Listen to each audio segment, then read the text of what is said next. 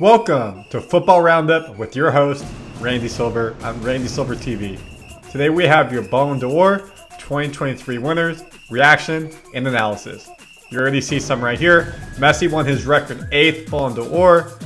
Haaland was named the best striker. Martinez was named the top goalie. We're going to dive into all the stats, reactions, and more from these awards and the others. Let's get into it. Here's a list of your winners. For the women's Ballon d'Or, Aitana Bonmatí of Barcelona of Spain won. For the men's, your boy, Leo Messi. The top clubs in the world for women, FC Barcelona and Manchester City for the men. Kopa Trophy, best young player is Bellingham. Yashin Trophy, best goalie is Emiliano Martinez. Muller Trophy, best striker is Haaland. And Socrates Award for the humanitarian award goes to Vinicius Jr. Messi wins his 8th Ballon d'Or. Whew! Record breaker. Who else is even close to him? Well, let's tell you.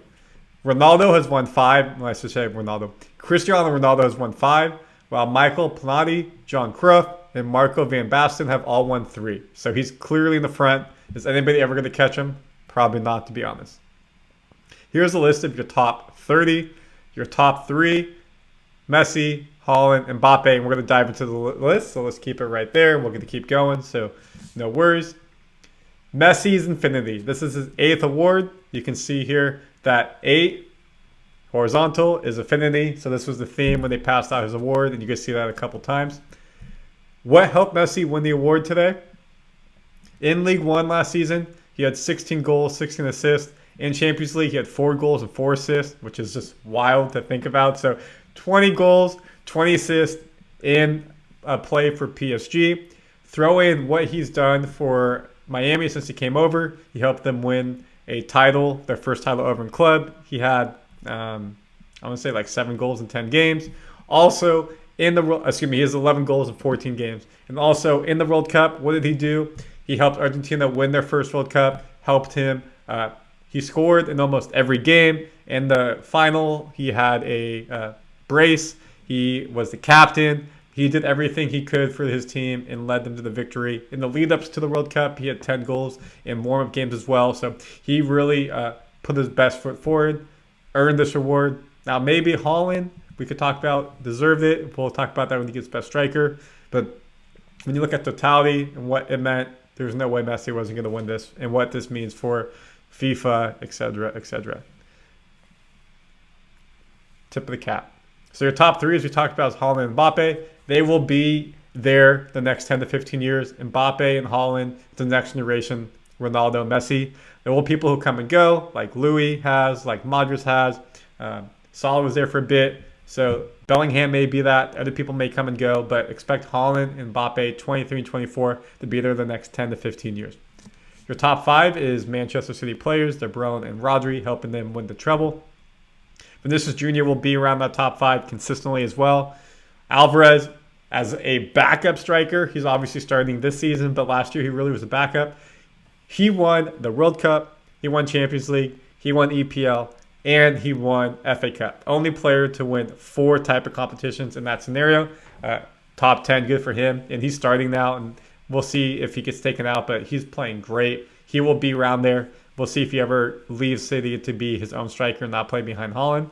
And then you got Osman, Silva, Modric. So Osman should be around for a while, 24. Silva right there in his prime. Modric, of course, a former winner. Salah used to be around top 3, fell a bit. Louis, former winner. Ballon, top goalkeeper in the rankings. Gundogan helped Man City get the treble. And then Martinez, number 1 goalie in the world, is at 15th. So another goalie was ahead of him, even though he's top goalie in the world. How does that make sense? I don't know. I can't tell you. I'm not a voter. Benzema, last year's winner, fell to 16th. Hasn't done much. Obviously, he moved to Saudi Arabia. He did not play for France in the World Cup, so didn't have anything there.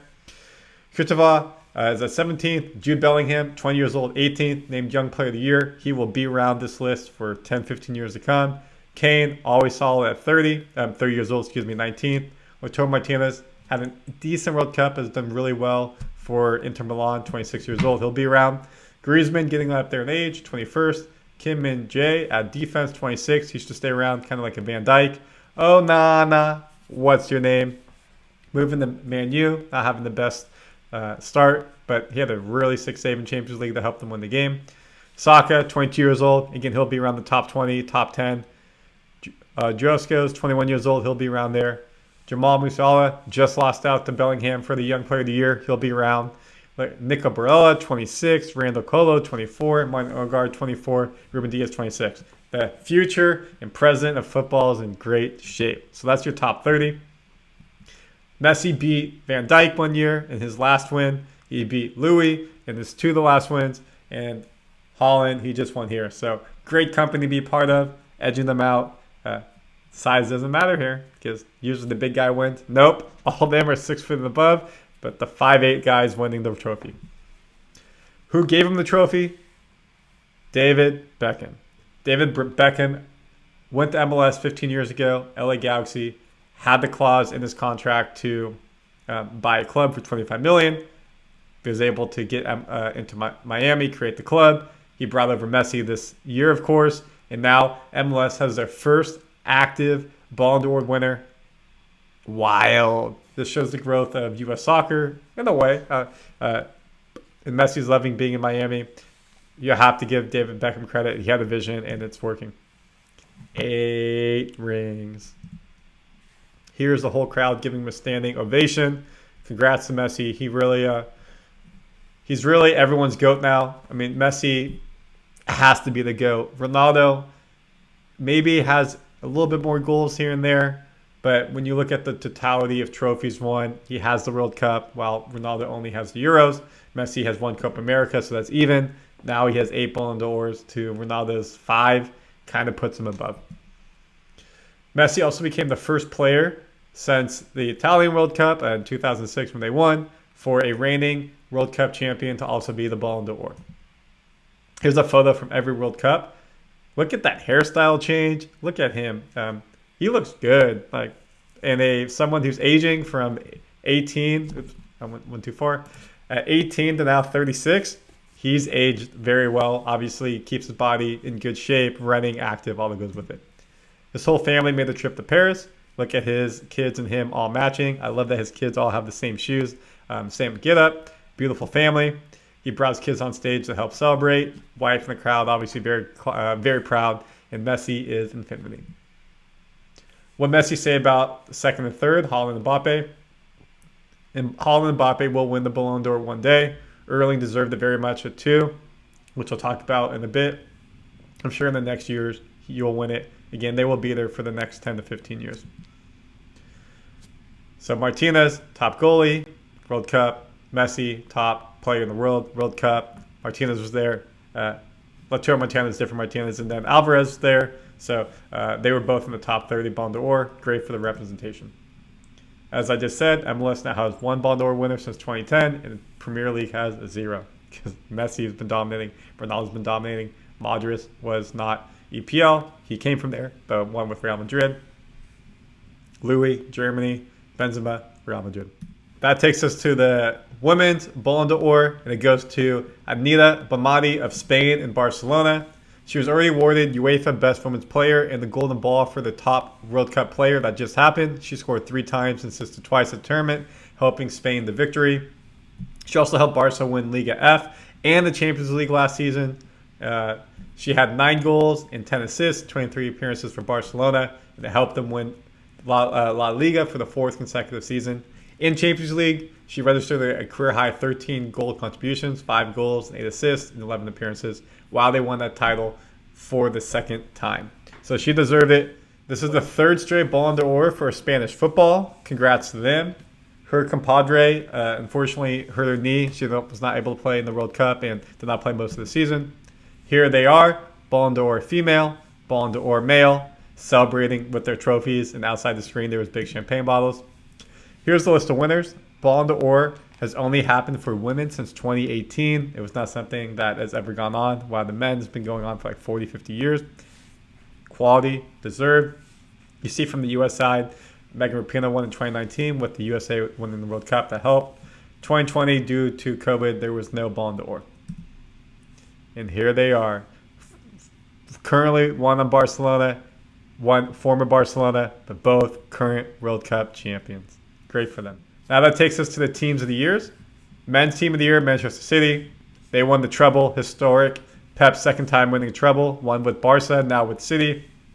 They won EPL. They won Champions League, of course. And they won the FA Cup. Here's a picture of them winning Champions League. They won that game 1-0.